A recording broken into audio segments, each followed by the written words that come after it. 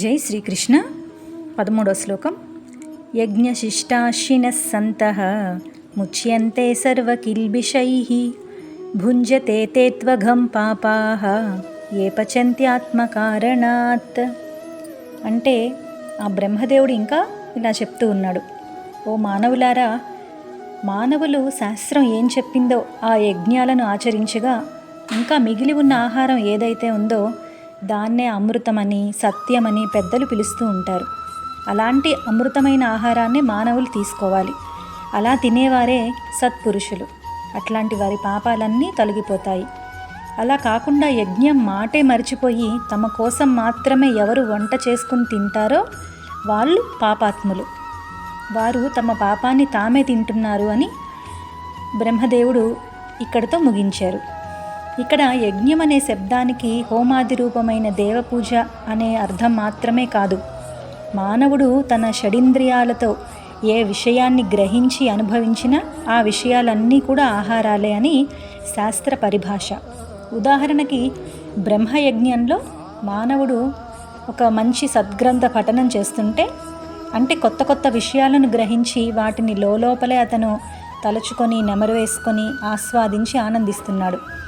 ఇదే పనిని అధ్యాపనం రూపంలో, అంటే ఇతరులకు బోధించటం అనే రూపంలో చేస్తే అదే నిజమైన బ్రహ్మయజ్ఞం అవుతుంది.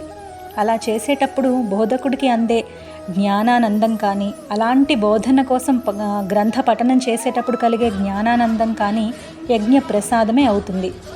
వాటినే ఆస్వాదించాలి, అవే అమృతాలు అని ఇక్కడ బ్రహ్మదేవుడు బోధిస్తున్నాడు. అలాగే ఒక గాయకుడు తన సంపాదన కోసం గానం చేస్తే అది యజ్ఞం కాదు. నిస్వార్థమైన నాద విద్యా బోధన కోసమో, అతని గానాన్ని భగవంతుడికి అర్పణ చేయటం కోసమో గానం చేస్తే అది యజ్ఞం. దానివల్ల కలిగే గానానందం అమృతం. అదే అతడికి విహితమైన ఆహారం, అంటే శాస్త్రం చెప్పినటువంటి ఆహారం.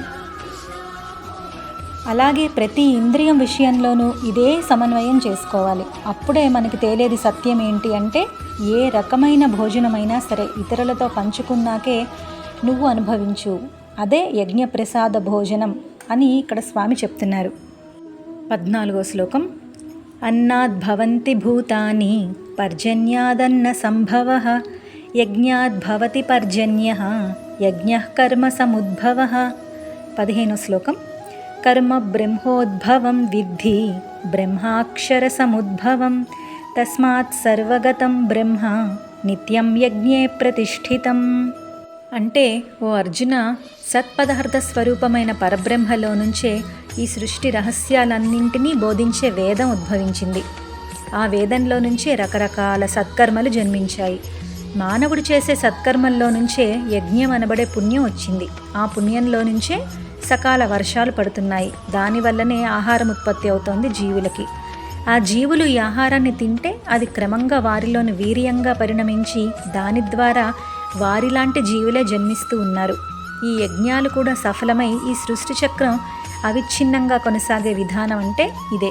కాబట్టి ఓ అర్జున, అన్ని విషయాలను బోధించేది, ఈ సృష్టి ఉన్నంతకాలము నిలబడి ఉండేది అయిన వేదము మానవులు ఆచరించే యజ్ఞక్రియలో సుస్థిరంగా నెలకొని ఉంది అని ఈ 2 శ్లోకాల తాత్పర్యం. ఎప్పుడైతే మానవులు శాస్త్ర విధి ప్రకారంగా, అంటే మంత్రపూర్వకంగా అగ్నిలో హోమాలు చేసినప్పుడు ఆ ద్రవ్యాలు అగ్ని యొక్క ప్రభావం వల్ల జ్వాలలుగా, ధూమాలుగా మారతాయి. హోమంలోని మంత్రాల ప్రభావం వల్ల హోమధూమాలలో నుంచి సూక్ష్మశక్తి తరంగాలు ఆవిర్భవించి అవి సూటిగా సూర్యమండలం దాకా చేరుతాయి.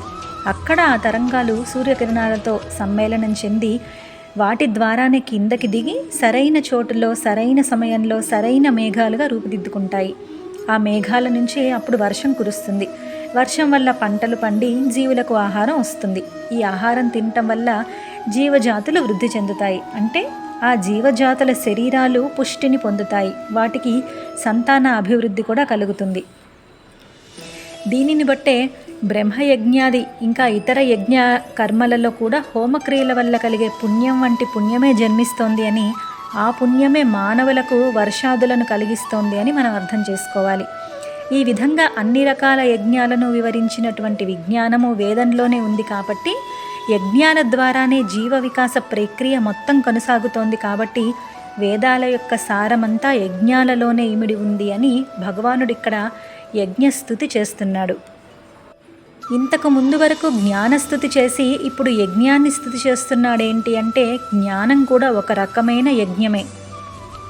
ద్రవ్యాలతో చేసే యజ్ఞం కంటే జ్ఞానయజ్ఞమే గొప్పది అని స్వయంగా స్వామే ముందు శ్లోకాలలో చెప్పబోతున్నాడు. కాగా పరబ్రహ్మ దగ్గర నుంచి మానవజాతి ఉత్పత్తి వికాసాల దాకా సృష్టి చక్రం ఎలా తిరుగుతుందో ఈ 2 శ్లోకాలను భగవానుడు సూత్రప్రాయంగా వివరించటం వల్ల ఈ చక్రంలోని ప్రతి అంశానికి గల పరస్పర సంబంధాన్ని మనకి చూపిస్తున్నాడు. జై శ్రీకృష్ణ.